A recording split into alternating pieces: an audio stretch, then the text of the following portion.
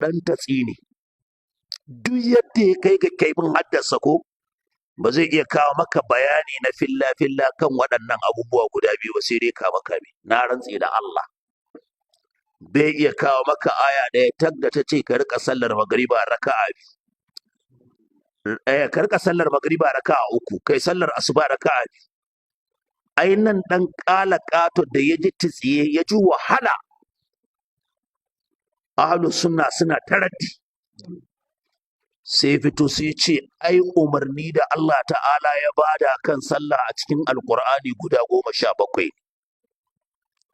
Duk wani lafazin aqimus sala, fi'ilul amr akan sallah yace guda 17 ne, kuma rakawoyin guda 17 ne. Dama an kaɗa rakawoyin gaba ɗaya 17 ne, ga 8 da rana a zahar da la'asar. Sai ce to ga magriba haga 11. To in ka haɗa da isha yace kaga ka samu 15, sai ka ɗauko asuba sai ta baka 17. Sai ce gaba ɗaya a cikin alƙur'ani umarnin da Allah ya bada akan sallah in dai da fi'ili amri ne guda 17 ne, in ji masussuka. Sai biyo ayoyin alƙur'ani masu umarni kan sallah guda 17 sai ce su kenan. Sai da yawa daga cikin 'yan uwa suka ce ƙarya kake yi, ga wasu umarnin baka faɗa ba. In dai kaɗai fi'ilul amri, mujarradin fi'ili amri da Allah ta'ala ya bada kan sallah ya ce ku tsaye da sallah, da wannan ne za ka iya fassara, za ka iya fahimtar adadin rakawo'i.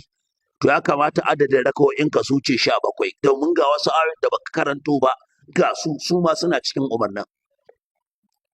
To sai ya zama anan ya faɗi ba nauyi. To sai ya zan tasliman jadaliyan sai muka ce mun yadda mu ma kaddara cewa iyakan ayoyin da suka zo game da sallah, game da umarni a kanta su 17 ne.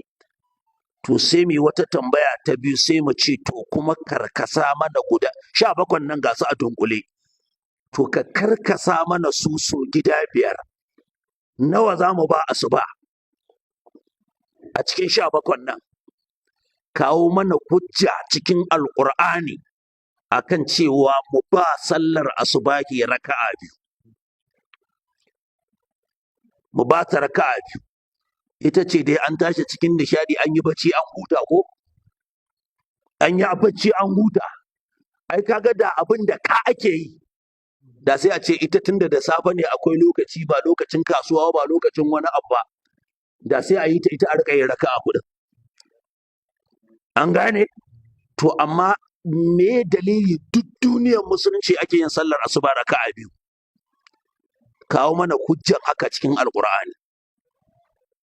Me hujja akan a ba sallar azhar raka'a 4, a ba la'asar 4, a ba magriba 3, a ba isha 4? Kawo mana hujjar karkasawan cikin alƙur'ani.